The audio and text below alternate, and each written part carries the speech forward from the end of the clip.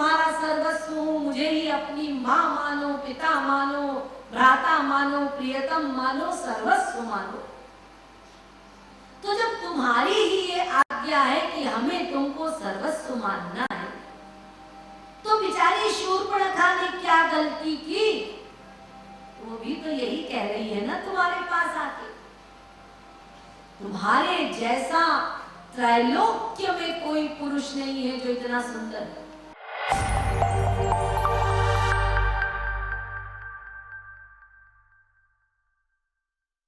Kanhaiya लंपट plus बेपीर दोनों बातें। राधा रानी सहज है, भोली। अरे राधा रानी स्वयं साइन करती हैं इनकी बेपीरता पर।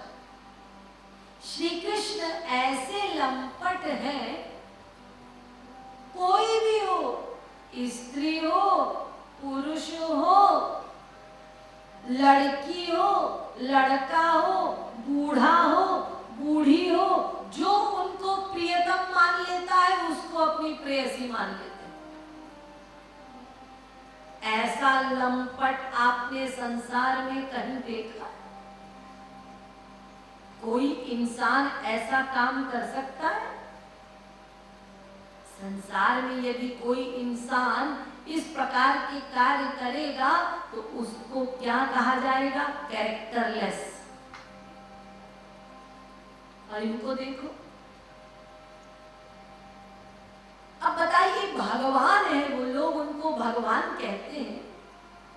यदि श्री कृष्ण भगवान है तो उनकी बराबरी की कोई प्रेयसी होनी चाहिए।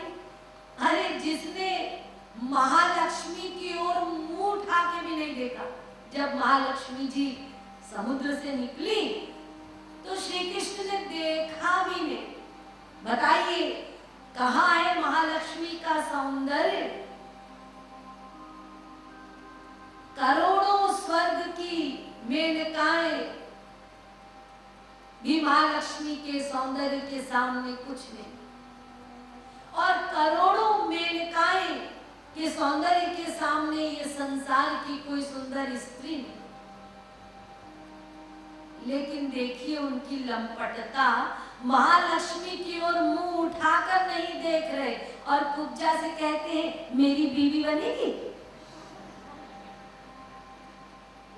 कुब्जा को अपना रहे, एक कुबड़ी।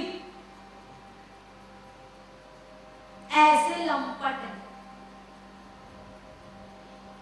और बेपीर तो है ही धोखेबाज, बात बात पर धोखा देते।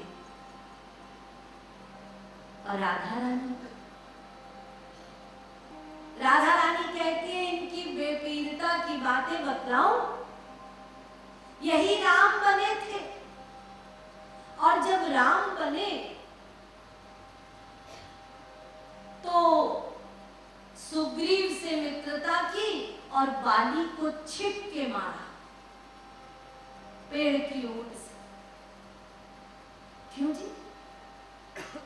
अरे हिम्मत थी तो सामने जाके मारते। एक व्याध के समान धोखा करके और बाली को मारा।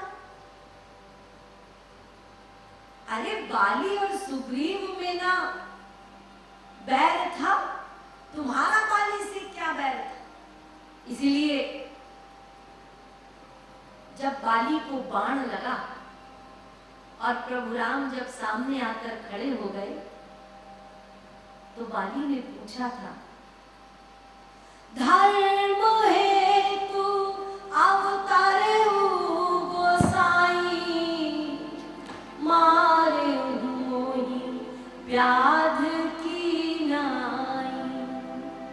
मैं बैरी सुग्रीव प्यारा, अब गुण कवन नाथ मोहि मारा। बाजी बात, आप तो धर्म संस्थापन के लिए आए थे और मुझे व्याध की तरह मार रहे हैं। प्रभु सुग्रीव के साथ था, आपका और मेरा बैर तो कभी नहीं रहा। और आप स्वयं भगवान होकर, हे नाथ, सुग्रीव तुम्हारा प्यारा हो गया और मैं तुम्हारा बैरी हो गया, क्योंकि मैं सुग्रीव का बैरी हूं। ये कौन सा न्याय है मेरे भगवान? केवल इसीलिए कि मैं सुग्रीव का बैरी था, तुमने मुझे मार दिया। प्रभु राम ने कहा, जिंदा होना चाहते हो तो हो जाओ, मांग लो वरदान। बाली ने कहा, नहीं, अब ये गलती मैं नहीं करूंगा। अरे बड़े बड़े योगींद्र मुनींद्र ये इच्छा करते हैं कि एक बार भगवान के दर्शन हो जाए, और आज ये मेरा परम सौभाग्य कि तुम्हारे हाथों से मर रहा हूं। तुमने बाण मारा है, जो तुमने मारा तो तुमको अपनी प्रॉपर्टी देनी पड़ेगी, तुम्हें मुझे अपने धाम में भेजना पड़ेगा। लेकिन प्रभु, प्रश्न मेरा सदा रहेगा कि क्या मैं तेरे लिए बैरी था? ऐसे बेपीर है, एक और तो मित्रता निभा रहे हैं सुग्रीव के साथ, और उधर बाली को व्याध की तरह मार दिया। और उस व्याध से मारने वाले को बाली क्या कह रहा है कि अच्छा है मैं तुम्हारे हाथों से मरा। ये भक्त है, और भगवान को देखिए, अरे वामनावतार में देखिए, 52 अंगुल के बन के आ गए छोटे से ब्राह्मण दान मांगने के लिए बलि के पास। दैत्य बलि ने देखा और ब्राह्मण कहता है, तुम पृथ्वी के राजा हो, मैं दान मांगने आया। ब्राह्मण, क्या दान चाहिए? यज्ञ पूजा के लिए मुझे एक पग भूमि दे दो, नहीं तो 3 पग दे दो। क्योंकि जब एक पग कहा था तो बलि को थोड़ा आश्चर्य हुआ था, इतने से तो पैर है, पूजा वंदना भी नहीं होगी, यज्ञ भी नहीं होगा उसमें। तो हंसते हुए बामन ने कहा, ठीक है 3 पग दे दो। फिर बलि ने कहा, महाराज, मैं पृथ्वी का राजा हूं, राज्य की कमी नहीं है, मांगिए और कुछ मांगिए। ब्राह्मण ने कहा, नहीं नहीं, बस 3 पग बहुत है। वही शुक्राचार्य बैठे थे। शुक्राचार्य ने देखा, देखिए राक्षस के गुरु है, लेकिन राक्षस के गुरु को भी दिव्य दृष्टि मिली हुई, अपनी दिव्य दृष्टि से दर्शन कर रहे हैं। और इधर ब्राह्मण कहता है, हाँ तो तुम दान दे रहे हो ना? हाँ दे रहा हूं। तो संकल्प लो, संकल्प लेकर दान देना होगा। तो बलि संकल्प लेने को तैयार है। शुक्राचार्य ने कहा, रुक जा। बलि ने कहा, क्या हुआ? अरे संकल्प ना ले, ये ब्राह्मण नहीं है, ये तो विष्णु है। विष्णु तुझे धोखा देने आया है, ये भगवान विष्णु है। बलि ने कहा, भगवान विष्णु आया है, तब तो मैं पक्का दान दूंगा, पक्का। शुक्राचार्य ने कहा, तेरा दिमाग खराब है? बलि ने कहा, नहीं, मैं जानता हूं कि गुरुजी आप कभी भी झूठ नहीं बोलते, और आप यदि ये बोल रहे हैं कि ये भगवान विष्णु है, तब तो ये बिल्कुल सही बात है कि ये विष्णु।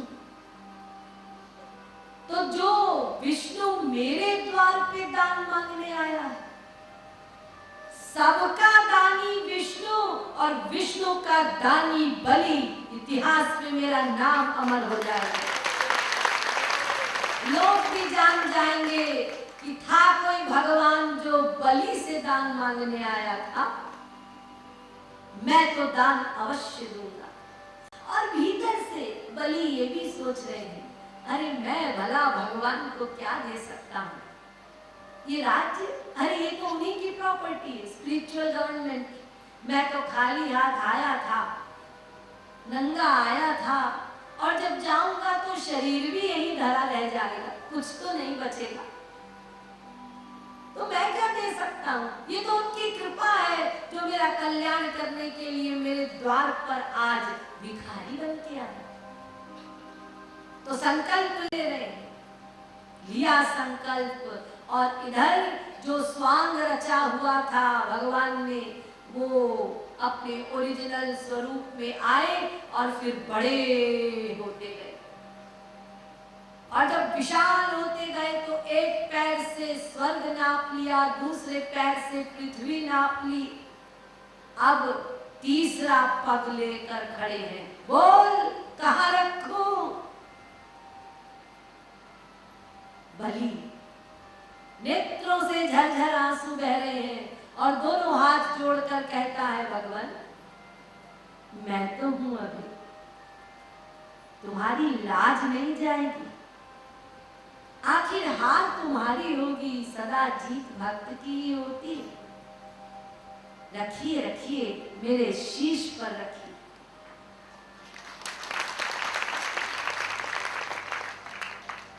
और तीसरा पद, इदं विष्णु विचक्रमे त्रेधा निदधे पदम वेद। तीसरा पग बलि के शीश पर रख के सदा के लिए उसके गुलाम हो गए, उसके द्वार पर चौकीदारी करने लगे। पाताल भेज दिया था और स्वयं चौकीदारी करते थे उनके यहाँ। तो देखिए कितने बेपीर हैं। एक और घटना उनकी बेपीरता की, शूर्पणखा आई थी बेचारी, क्या गलत कहा था उसने? यही तो कहा था ना कि मैं तुमसे ही ब्याह करना चाहती हूँ, मैं तुमको ही अपना प्रियतम मानती हूँ। सब जगह तो तुम यही कहते हो कि ऐ जीवो मैं ही तुम्हारा सर्वस्व हूँ, मुझे ही अपनी माँ मानो, पिता मानो, भ्राता मानो, प्रियतम मानो, सर्वस्व मानो। तो जब तुम्हारी ही ये आज्ञा है कि हमें तुमको सर्वस्व मानना है, तो बेचारी शूर्पणखा ने क्या गलती की? वो भी तो यही कह रही है ना तुम्हारे पास आके, तुम्हारे जैसा त्रैलोक्य में कोई पुरुष नहीं है जो इतना सुंदर है। और उस बेचारी ने जब ये बात कही तो राम ने क्या किया? लक्ष्मण को ऑर्डर दे दिया, इसके नाक कान काट दो। क्यों जी? इतने बेपीर हो तुम, इतना पक्षपात करते हो। जो भाव लेकर शूर्पणखा आई थी वही भाव तो दंडकारण्य के ऋषि मुनियों का भी था। तुम जंगल से जा रहे थे, दंडकारण्य के ऋषि मुनियों ने देखा, इतनी सुंदर, ये तो हमारे मन को अपनी ओर खींच रहे, हमारा मन इनके साथ जा रहा है, हाय। और राम को देखकर कहते हैं, काश काश तुम हमारे पति होते, काश तुम हमारे प्रियतम होते। प्रभु राम भीतर ही भीतर नोट कर रहे और कहते हैं, भाई इस अवतार में तो मैं एक पत्नी व्रत हूं, तुम सब आना द्वापर में, सबको हृदय से लगाऊंगा, सबको प्यार करूंगा। तो दंडकारण्य के ऋषि मुनि इन्होंने भी वही चीज मांगी, इनको तो तुमने वरदान दे दिया। वही मिथिला की दासियां जब राम और लक्ष्मण को जाते हुए देख रही हैं, तो राम को देखा और मन ही मन सोचती है, काश हमारे पति होते, उनको भी वरदान दे दिया कि द्वापर में आना। तो शूर्पणखा ने क्या बिगाड़ा था जो उसके नाक कान कटा दिए? हाँ, बाद में झक मार के अपनाना पड़ा, वही कुब्जा बन के आई थी, लेकिन नाक कान आवश्यकता थी भाई, कोई दंड दे देते, कुछ भी करते, लेकिन वारे आपकी बेपीरता। तो राधा रानी कहती है इनकी बेपीरता पे तो मैं भी साइन करती